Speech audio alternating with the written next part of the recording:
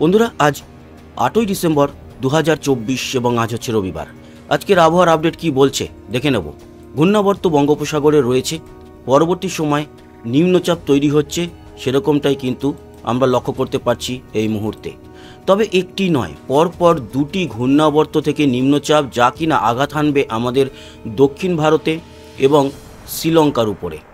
আপনাদের জানিয়ে রাখি, নতুন একটি ঘূর্ণিঝড় তৈরি হওয়ারও কিন্তু সম্ভাবনা প্রবল। কেন? আপনারা দেখতে পাচ্ছেন, জিএফএস মডেল বলছে প্রথম ঘূর্ণাবর্তটি নিম্নচাপ হয়ে আমাদের দক্ষিণ ভারতের দিকে প্রবেশ করে যাওয়ার পরপরই আরও একটি নতুন ঘূর্ণাবর্ত তৈরি হবে, সেটি আগামী রবিবার 15 তারিখ নাগাদ, 15ই ডিসেম্বর, এবং তারপরে সেটি থেকে একটি ঘূর্ণিঝড় তৈরি হতে পারে, সেরকম লক্ষণ কিন্তু এই মুহূর্তে আমরা দেখতে পাচ্ছি। যদিও ঘূর্ণিঝড় তৈরি হওয়ার মতো যে গতিবেগ তা হয়তো সঞ্চয় করতে পারছে না এই মুহূর্তের আপডেটে। পরবর্তী সময় এর থেকে ঘূর্ণিঝড় শক্তি, যে নামটি দিয়েছে শ্রীলঙ্কা, সেটি যদি তৈরি হয় অবাক হওয়ার কিছু নেই। তবে ঘূর্ণিঝড়ই হোক আর নিম্নচাপই হোক, আমাদের বেঙ্গল জোনের উপরে কোনো রকম কোনো বড় এফেক্ট পড়বে না, তাপমাত্রার উপর কিছুটা এফেক্ট পড়তে পারে। এই হচ্ছে পরিস্থিতি। ইসিএমডব্লিউএফ কি বলছে তার আগে বলে রাখি, একটি দুটি নয়, তিনটি, তারপরে আরও একটি ঘূর্ণাবর্ত বঙ্গোপসাগরে লক্ষ্য করা যাবে। পর পর ঘূর্ণাবর্তে কিন্তু জেরবার হবে এখানকার মৎস্যজীবীরা। তার কারণ এই সময় মাছ ধরতে যাওয়ার যে নিষেধাজ্ঞা সেগুলো জারি হবে ঘূর্ণাবর্তের জন্য। শুধু তো ঘূর্ণিঝড় নয়, বড় নিম্নচাপ তৈরি হলেও থাকে বিধিনিষেধ মৎস্যজীবীদের জন্য। চলে আসবো ইসিএমডব্লিউএফ কি বলছে। ইসিএমডব্লিউএফও বলছে যে, এবং এটা বিশ্বস্ত মডেল, এখানে বঙ্গোপসাগরে ঘূর্ণাবর্ত রয়েছে এই মুহূর্তে, জিএফএস যেরকমটা বলছে। ইসিএমডব্লিউএফ অনুযায়ীও আমরা দেখতে পাচ্ছি সেটি সামান্যই নিম্নচাপ হয়ে শ্রীলঙ্কার দিকে চলে যাবে। তারপরে যে ঘূর্ণাবর্ত আবার তৈরি হবে, তার থেকেও ঘূর্ণিঝড় নয়, নিম্নচাপই তৈরি হচ্ছে। তার মানে জিএফএস মডেল বলছে যে তিনটে পরপর ঘূর্ণাবর্ত, এখানেও কিন্তু বলছে ইসিএমডব্লিউএফ তিনটে পরপর ঘূর্ণাবর্ত, তবে কোনো ঘূর্ণাবর্ত থেকেই ঘূর্ণিঝড় তৈরি হচ্ছে না, সেরকমটা ইসিএমডব্লিউএফে আমরা দেখতে পেলাম। আগামী দিনে নজর থাকবে নতুন কোনো ঘূর্ণিঝড় হচ্ছে কি না, এবং ঘূর্ণিঝড় যদি হয় সেক্ষেত্রে কোথায় এফেক্ট পড়বে, আমাদের বেঙ্গল জোনের উপরে কোনো পরোক্ষ বা প্রত্যক্ষভাবে এফেক্ট থাকবে কি না, এই সমস্ত জিনিস কিন্তু আমরা দেখে নেব। এই মুহূর্তের উপগ্রহ চিত্র কি বলছে? বলছে পশ্চিমবঙ্গ, বাংলাদেশ, ত্রিপুরা, আসাম একেবারে ঝকঝকে পরিষ্কার। শুধু আমাদের পশ্চিমবঙ্গ বা বেঙ্গল জোনই নয়, পুরো ভারতের দিকে যদি নজর দেওয়া যায় তাহলে দেখতে পাচ্ছি পুরো ভারতই পরিষ্কার।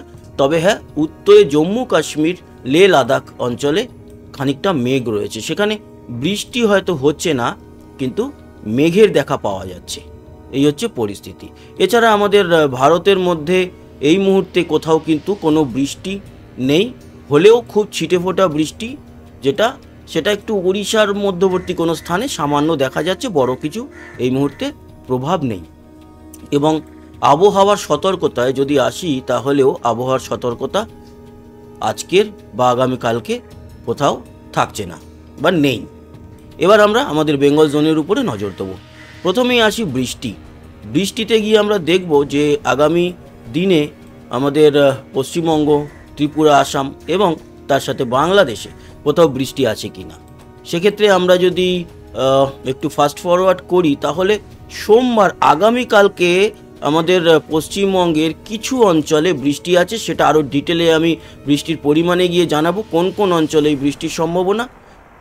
তার আগে দেখে নেব যে আগামীকাল সোমবার ছাড়া আর বাকি দিনগুলোতে বৃষ্টি কিছু থাকছে কি না। তো আপনাদের জানিয়ে দিই, আমাদের হাতে যে একেবারে যা আউটপুট রয়েছে সেটা হচ্ছে গিয়ে আগামী রবিবার, শুধু আগামী রবিবার নয়, তার পরবর্তী, মানে আজকে 8 তারিখ, 8-এর সাথে 15 তারিখ একটা রবিবার পড়বে, তারপরে 20, 21, 22 তারিখে আর একটা রবিবার পড়বে। সেই রবিবার পর্যন্ত যে, মানে আগামী 2 সপ্তাহ, এক কথায় আগামী 2 সপ্তাহ যা আপডেট আমরা পাচ্ছি, তাতে সোমবার মানে আগামীকাল 9 তারিখের বৃষ্টি ছাড়া আর কোথাও কিন্তু কোনো বৃষ্টি দেখতে পেলাম না।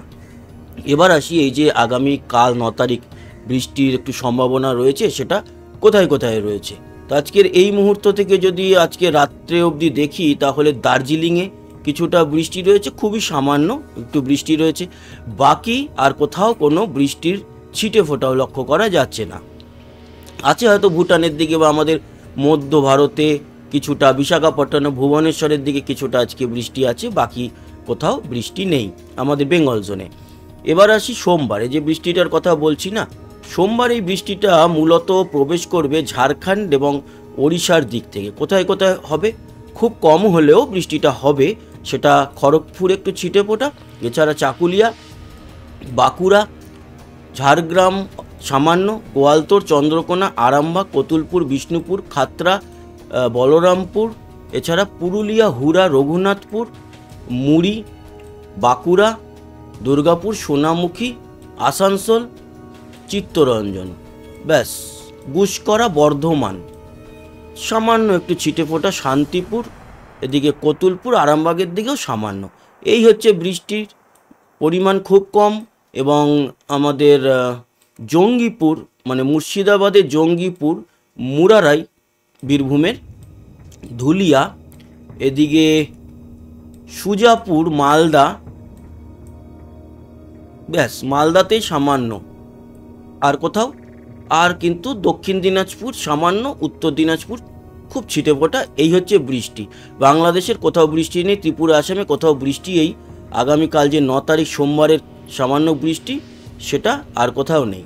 মূলত এই বৃষ্টিটা কখন হবে, এই বৃষ্টিটা কিন্তু লক্ষ্য করা যাচ্ছে যে কালকের সকালের দিক থেকে যদি আমরা দেখি, মোটামুটি এই সকাল 10টা থেকে দুপুর 3টে-4টের মধ্যে এই বৃষ্টিটা হবে।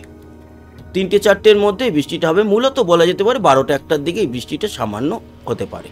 আর কিন্তু এই সোমবারের সামান্য বৃষ্টিটা ছাড়া, যেরকমটা দেখলাম, আগামী দিনে আর বৃষ্টি নেই, কোথাও নেই আমাদের পশ্চিমবঙ্গ বা বাংলাদেশ, ত্রিপুরা, আসামে। তবে আমাদের দক্ষিণ ভারতে বেশ ভালো রকম বৃষ্টি থাকবে, বিশেষ করে মাদুরাই, বেঙ্গালুরু মানে কর্ণাটক, এদিকে কোয়েম্বাটুর, কেরালা, ম্যাঙ্গালুরু এবং অবশ্যই নেলোর, চেন্নাই, পুদুচেরি, তাঞ্জাভুর, বিজয়ওয়াড়া, বিশাখাপট্টনম, সামান্য একটু হায়দ্রাবাদ, সোলাপুর, কোলাপুরের দিকেও থাকবে, মানে মহারাষ্ট্রের কিছুটা অংশে থাকবে। ব্যাস, এই হলো গিয়ে বৃষ্টির পরিমাণ। এবার আমরা দেখব কি তাপমাত্রা। তাপমাত্রা আজকের দুপুরের সর্বোচ্চ অবশ্যই দেখব, তবে আপনাদেরকে একটু জম্মু কাশ্মীর, লেহ লাদাখের দিকে তাপমাত্রাটা দেখিয়ে নিয়ে আসি। দেখুন, লেহ লাদাখে আজকের এই দুপুরেও -10, তারপরে এখানে বরফ পড়ছে কাজা, তারপরে কার্গিল -7, সাসোমা -17। বুঝতে পারছেন কি অবস্থা সেখানকার মানুষের। এটা তো দুপুরবেলায়, ভোর 5টাতে কী পরিস্থিতি হবে সেটা আপনাদের দেখাই একবার।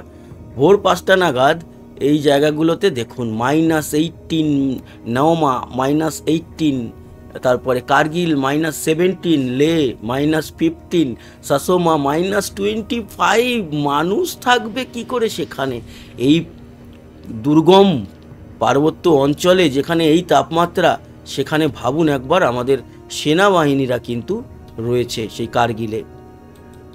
এই শীতের সময় আমাদের সেনাবাহিনীরা নেমে আসতো কার্গিলের পাহাড় ছেড়ে, বরফ পড়তো বলে, আর সেই সুযোগেই কিন্তু 1999 সালে পাকিস্তানের কিছু হানাদার বাহিনী প্রবেশ করে গেছিল, তার ফলেই কার্গিল যুদ্ধ হয়েছিল। তারপর থেকে আমাদের একেবারে ক্লিয়ার করে দেওয়া হয় না কার্গিলকে, কিছু সৈন্য ওখানে থাকে। চলে আসি আমাদের ওয়েস্ট বেঙ্গলের দক্ষিণের জেলাগুলিতে আজকে 26 থেকে 28-এর মধ্যে, পুরুলিয়ায় 25, বাঁকুড়ায় 26, দুর্গাপুর সহ বর্ধমান, সিউড়ি, বীরভূম 25 থেকে 27-এর মধ্যে, 28 শুধুমাত্র এই খড়গপুরের দিকটায় দেখা যাচ্ছে, বাকি কিন্তু 25 থেকে 27-এর মধ্যে। কলকাতাও 26। সেটা হচ্ছে আজকে দুপুরের সর্বোচ্চ তাপমাত্রা, সেটা দক্ষিণ 24 পরগনা, উত্তর 24 পরগনাতেও তাই, 25 থেকে 27-এর মধ্যে। বীরভূম, মুর্শিদাবাদ, বর্ধমান সবই 25-26-এর মধ্যে। মালদা, দক্ষিণ দিনাজপুর, বালুরঘাট, গঙ্গারামপুর, করণদিঘি, কিষানগঞ্জ মানে উত্তর দিনাজপুর, রায়গঞ্জ 24-25-এর মধ্যে। শিলিগুড়ি 23, দার্জিলিং 15, কোচবিহার, আলিপুরদুয়ার, জলপাইগুড়ি, শীতলকুচি, দিনহাটা 23-24-এর মধ্যে।